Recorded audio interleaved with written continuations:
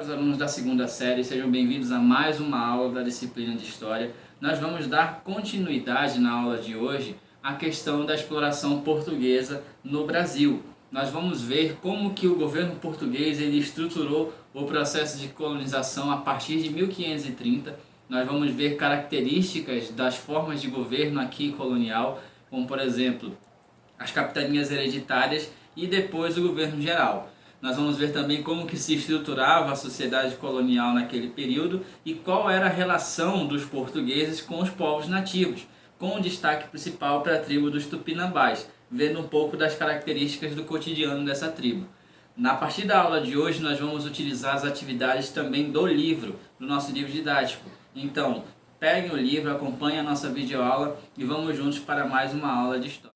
Bom, gente, bom dia a todos. Vamos dando início a mais uma aula de História. Vamos dar continuidade ao nosso conteúdo sobre a exploração americana, sobre a exploração portuguesa no Brasil, na verdade. Na aula passada nós chegamos a começar esses conceitos, essas abordagens iniciais sobre a colonização portuguesa no Brasil. Nós chegamos a ver quais foram os precedentes, vamos dizer assim, em torno da colonização do Brasil por Portugal. Nós vamos dar continuidade hoje e fazer uma breve recapitulação do que vimos anteriormente. Nós vimos como que se deu o processo de inicialização da exploração portuguesa no mundo todo, vamos dizer assim. O Portugal foi a primeira nação a se engajar, vamos dizer, nesse sentido, nas grandes navegações. Desde o início do século XV, Portugal já fazia explorações marítimas, conquistou algumas cidades, abriu alguns entrepostos comerciais nesse período, mas o fato mais importante da exploração portuguesa foi o fato em 1498, quando o navegador português Vasco da Gama ele conseguiu contornar o continente africano, conseguiu contornar o Cabo das Tormentas, como eles chamavam anteriormente, chamando depois de Cabo da Boa Esperança, e conseguir fazer a viagem até as Índias, que esse era o objetivo principal das expedições portuguesas, era encontrar uma rota comercial direta, vamos dizer assim, ao continente, à região indiana, que era o mercado mais promissor, vamos dizer assim, o mercado mais atrativo, onde eles podiam comercializar, buscar novas especiarias, recursos que seriam muito valiosos para o comércio na Europa. E Portugal ele colocou essa ideia depois de alguns problemas envolvendo tanto comerciantes europeus, no caso os mercadores de Veneza, de Gênova, e também os intermediários árabes, já que era há 300 anos antes, vamos dizer assim, 200, 300 anos antes, os europeus e os árabes eles entraram em guerra na questão das cruzadas, ou seja, o comércio, quando surgiu o renascimento comercial, ficou muito prejudicado por conta disso. Só que nesse meio tempo houve uma expedição de Pedro Álvares Cabral, que também tinha como indício chegar às Índias, vamos dizer assim, e em 1500 a expedição dele acabou atracando no Brasil, atracando na região que nós conhecemos hoje como Porto Seguro, na Bahia. A missão de Pedro Álvares Cabral, vamos dizer assim, era encontrar também outros mercados nas Índias e trazer mais recursos, especiarias, metais preciosos também, para consolidar, vamos dizer, a exploração e o domínio português em algumas regiões, certo? E nesse meio tempo, na descoberta do Brasil, vamos dizer assim, os portugueses eles acabaram encontrando os nativos. Muitas tribos, nações indígenas viviam aqui no Brasil na época do descobrimento. Isso foi, vamos dizer que, muito impactante, tanto para quem chegava quanto para quem recebia as pessoas. Tanto para nativos quanto para europeus, foi algo muito marcante.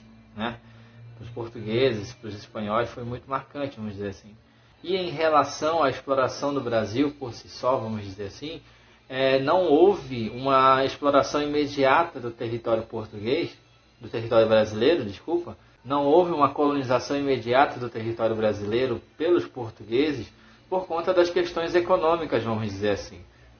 Os portugueses eles não viam valor econômico muito significativo para explorar aqui o território brasileiro, por conta da ausência de metais preciosos, vamos dizer assim, e por ser mais vantajoso a exploração que eles estavam fazendo, tanto no continente africano, quanto no continente, na região das Índias, né? Foi mais vantajoso eles estabelecerem um comércio direto com a Índia do que explorar essa nova terra que eles haviam encontrado, né?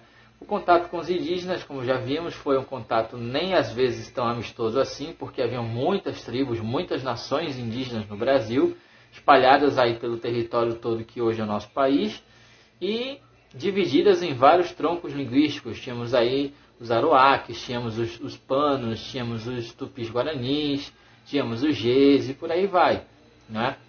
Basicamente era essa a primeira impressão que eles tinham dos índios, dos indígenas aqui no Brasil, né?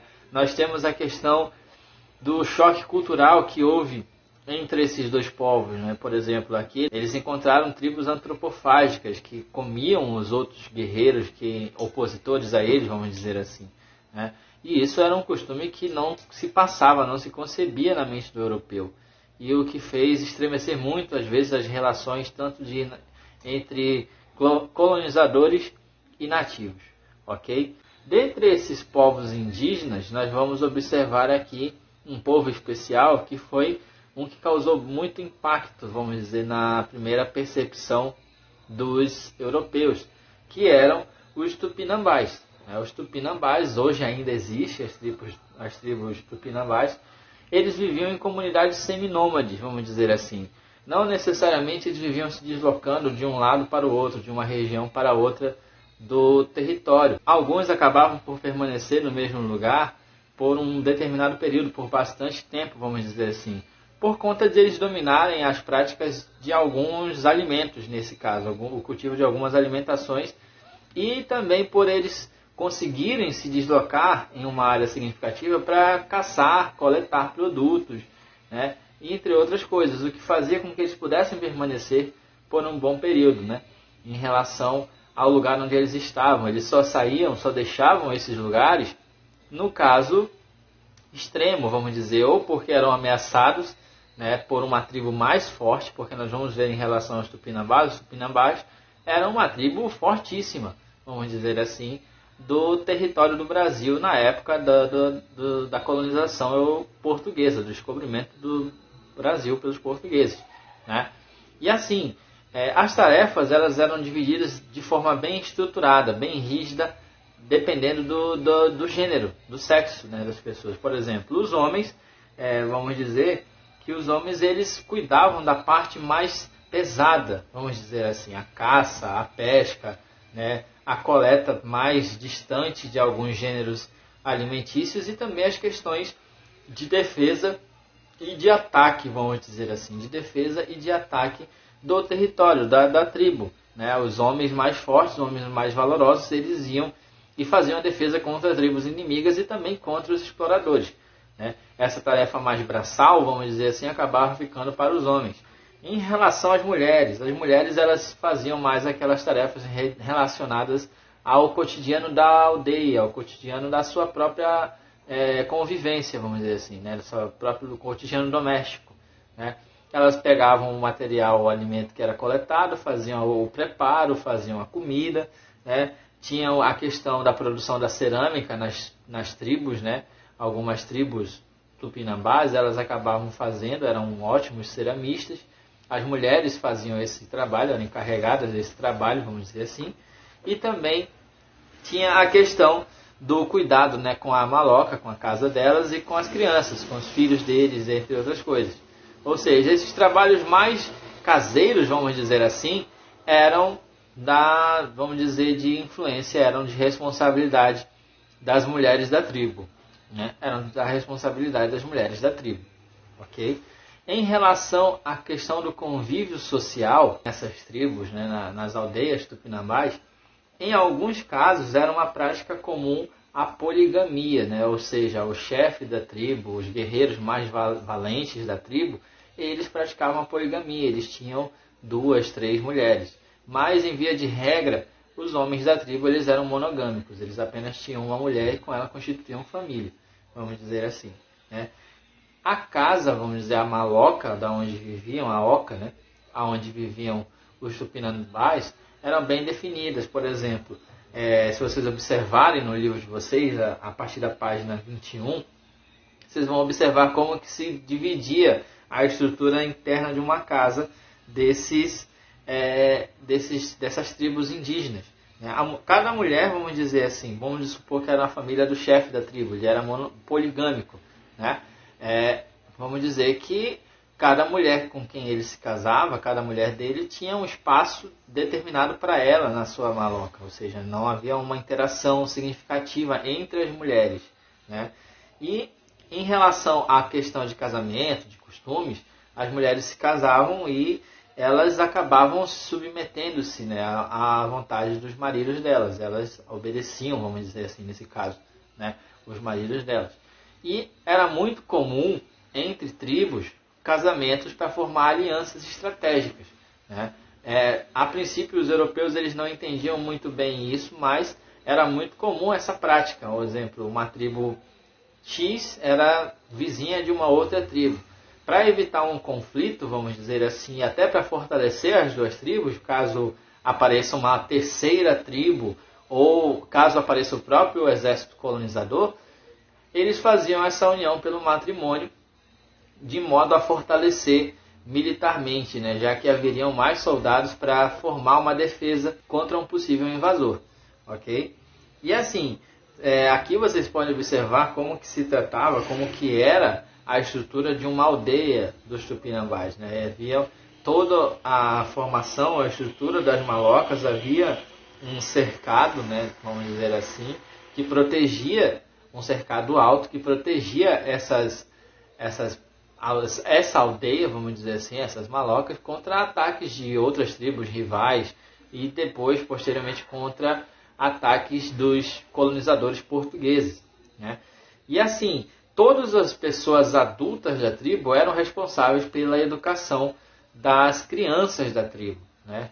Meninas e meninos, todos os adultos, vamos dizer assim, eram responsáveis pela educação, por passar os costumes, as regras, os rituais que existiam entre os tupinambás, né? Não era apenas responsabilidade da família de determinada criança, vamos dizer assim, mas era responsabilidade de todos, porque eles achavam que a tribo era responsável por cada um, né? Todo mundo cuidando de todo mundo, assim a tribo, vamos dizer, ela seria fortalecida nesse sentido, ok? Importantes reuniões de decisão, vamos dizer assim, como por exemplo, chamado para guerra, questão de mudança própria da aldeia para outro lugar, eram reuniões que eram tratadas em conjunto, né? Eram reuniões que eram tratadas no conselho com todos os homens da tribo, e onde, como por exemplo, não havia essa estrutura hierárquica como existia no continente europeu, tinha um rei, um soberano nas tribos indígenas e nas tribos dos tupinambás,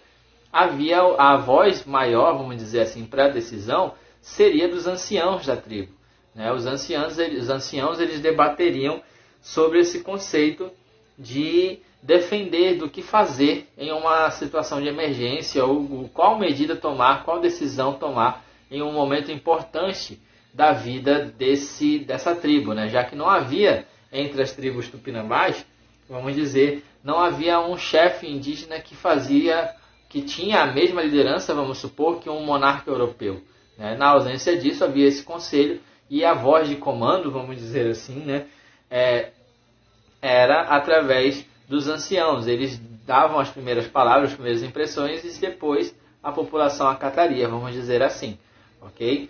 Era muito comum, quando havia o contato entre os indígenas e os colonizadores europeus, era muito comum no início de cada contato haver uma troca de presentes, né? E aí nós vamos ver que essa medida acabou ficando muito conhecida, né? E até hoje é sinônimo de alguma outra, de várias coisas relacionadas ao nosso cotidiano.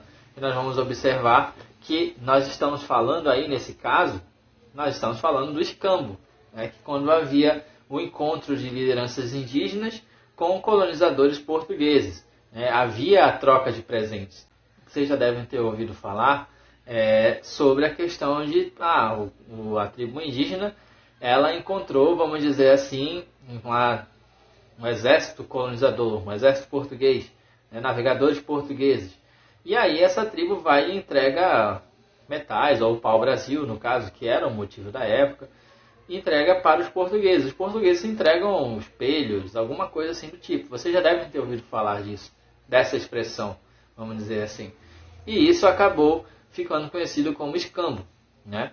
Acabou ficando conhecido como escambo essa situação. Só um detalhe, voltando aqui para a questão dos tupinambás, que esqueci de falar, que é a questão dos rituais antropofágicos. Os tupinambás, na época, eram muito conhecidos por fazerem os rituais de antropofagia, né? Que era a tribo acabar devorando guerreiros invasores, guerreiros inimigos. E no caso, há todo um detalhe, toda uma curiosidade em relação a como funcionava esse ritual, né? No ritual antropofágico, isso acontecia porque eles eram, acreditem vocês ou não, isso era uma forma de reconhecer a bravura, vamos dizer assim, do guerreiro inimigo. E era obrigatório, mesmo que ele soubesse que era a morte certa, vamos dizer assim, ele ficava amarrado, obviamente, totalmente amarrado, mas ele devia se defender, ele devia revidar tentando se soltar dos laços que estavam sobre ele, né? Porque isso daí era uma medida, vamos dizer, para os indígenas, era um reconhecimento de que ali iria morrer um guerreiro valente, né? Ele iria morrer, com certeza, ele iria ser devorado, mais certeza ainda. Mas, vamos dizer que a valentia dele seria transmitida à tribo que estava fazendo aquele ritual, né?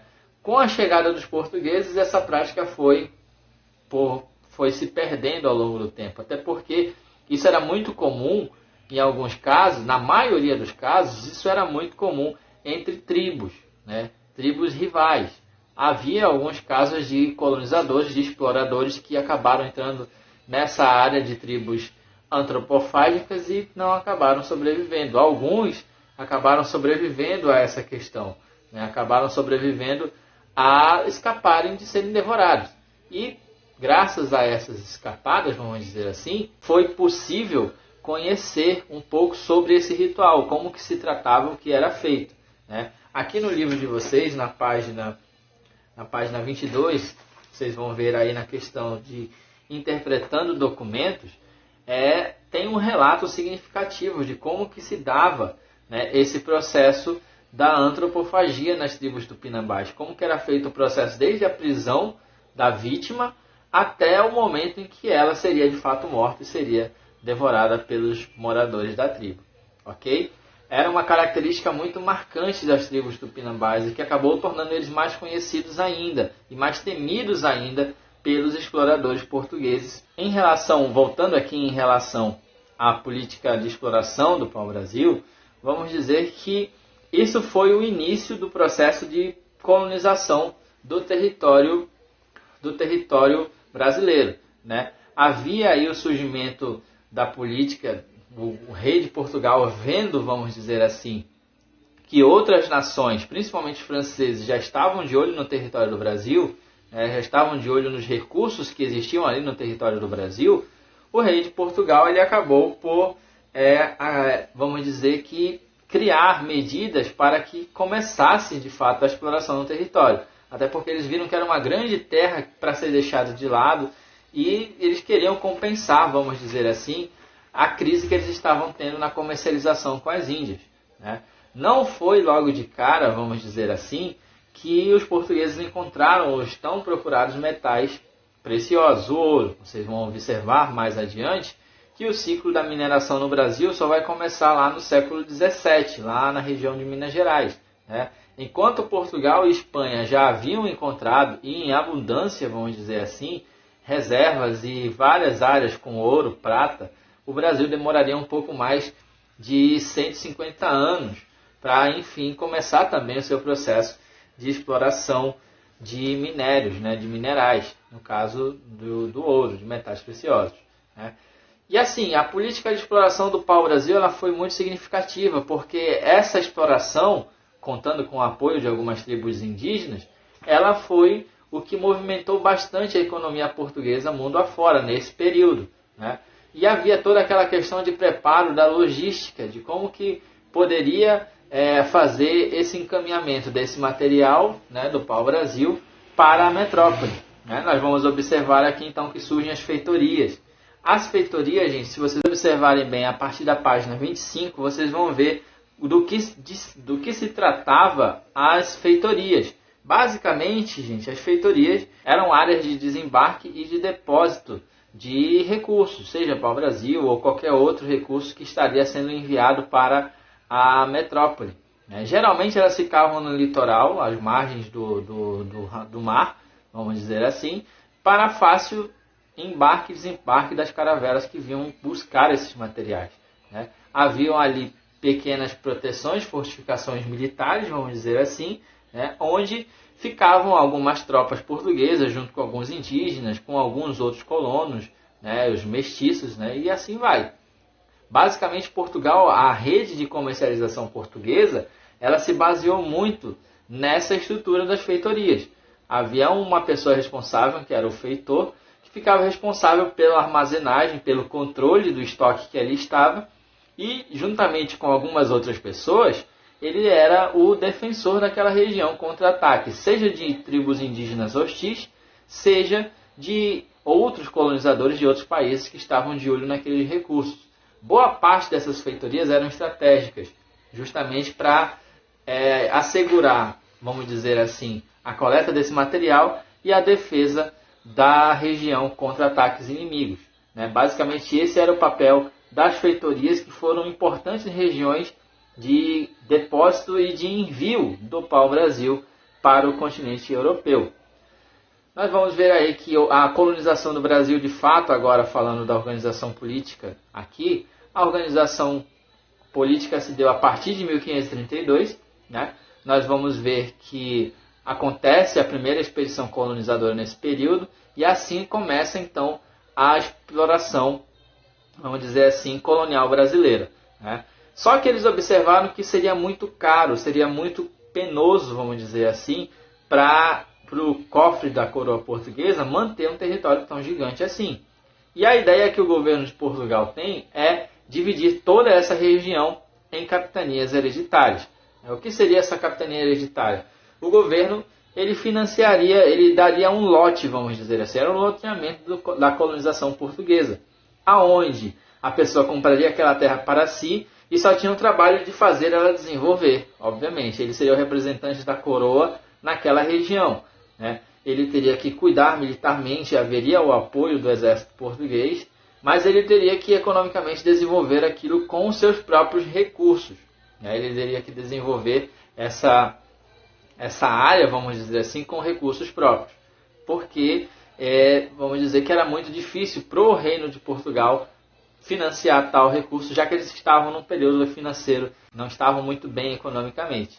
Só que assim, o modelo das colônias, das capitanias hereditárias, vamos dizer que não dava muito bem, não estava prosperando, com exceção de duas capitanias. Nós vamos ter aí a capitania de São Vicente e a capitania de Pernambuco, que são as únicas exceções que acabaram dando certo. As demais, nenhuma prosperou, nenhuma seguiu adiante. Seja por conta das questões financeiras mesmo, alguns donatários, que eram o nome dos que compravam essas capitanias e acabavam ficando para si, desenvolverem, não se davam bem com as tribos locais, havia problemas, vamos dizer, com o relacionamento com as tribos locais, sempre estavam em conflito, sempre havia derramamento de sangue nesse sentido, e também havia problemas com a pirataria. Era muito comum nessas épocas, nós termos aí os piratas que invadiam regiões e acabavam saqueando toda a riqueza que havia ali. Vocês lembram do filme lá, do Piratas no Caribe? Basicamente se dá naquele período. Havia muito no século XV, século XVI, século XVII até, pirataria nas áreas coloniais de vários países, seja da Inglaterra, seja da Espanha, principalmente de Espanha e de Portugal.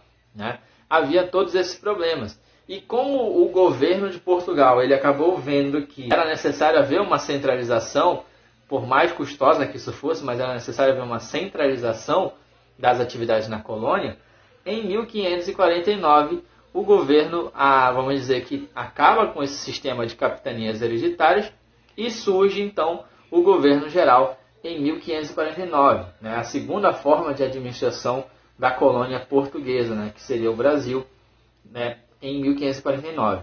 Mas o que se tratava o governo geral? O governo geral, vamos dizer que ele era o chefe, o governador geral, era o chefe administrativo da colônia, ele era o representante direto do rei na colônia. Ele tinha função militar, administrativa, civil e judiciária. Uma característica marcante, vamos dizer assim, muito marcante, da sociedade colonial brasileira, vai ser que ela era bastante hierarquizada. Haviam as classes sociais, vamos dizer, a divisão de classes era muito forte. E naquela época, hoje nós temos aquela premissa de que todos são iguais perante a lei, certo? No caso da sociedade colonial, ninguém era igual perante a lei. Vamos dizer que uma pessoa rica e uma pessoa pobre cometeram o mesmo crime. A chance da pessoa rica não cumprir pena na época e ser inocentada era muito grande, porque pesava muito a questão econômica. Ou seja, o acesso à justiça naquela época era muito desigual. Se você tivesse bastante dinheiro, se você tivesse bastante recursos, bens, você iria se dar bem em qualquer decisão judicial. Caso contrário, você não iria a lugar algum, né? Tínhamos a questão das câmaras municipais, como que elas funcionavam. As câmaras municipais eram as representações, vamos dizer, do poder colonial, do poder da metrópole e nas diversas regiões que existiam. Ali haviam a figura dos vereadores, né? Sabe os vereadores de hoje? Pois é, havia aquela questão dos vereadores. Só que na época eles tinham um nome peculiar. Os vereadores da época eram conhecidos como homens bons. Aqui, por exemplo, vocês estão vendo na terceira imagem, nós temos aí uma família de um homem bom. Está aí o cara destacado. Mas, professor, o que seria esse homem bom? Seria um cara bonzinho, um cara gente fina? Na verdade, não. Esse homem bom, eles eram aquela pessoa da elite. Era um cara com alta posição social, uma pessoa totalmente prestigiada do ponto de vista econômico. Era um cara rico, bastante rico, vamos dizer assim, né? Eram grandes senhores de terra, senhores de escravos, que com essa riqueza eles acabavam conseguindo prestígio para ingressar numa Câmara Municipal, ok? E assim eles iriam legislar para eles mesmos, aumentando ainda mais o sistema de desigualdade, vamos dizer assim. Essa estrutura foi muito comum no governo geral e vamos dizer que ela deu um pouco de autonomia para essas pessoas, né? Para essa área da colônia, vamos dizer assim. A autonomia é essa que o governo de Portugal acabou não gostando tanto, mas era necessário por conta da questão financeira. Portugal não estava bem e boa parte dos governadores gerais eles acabavam provendo o desenvolvimento da colônia, né? O surgimento dessa pequena aristocracia colonial local que dava, vamos dizer assim, ao governo geral uma tranquilidade de que as coisas estavam funcionando bem, né? Havia essa questão da desigualdade jurídica? Sim, sem dúvida. Havia essa seletividade, vamos dizer assim, para quem seria o representante, porque se você só se tornaria um homem bom, um representante, se você tivesse condições, e condições financeiras para isso. Muito dinheiro, muita terra, muitos escravos, ok?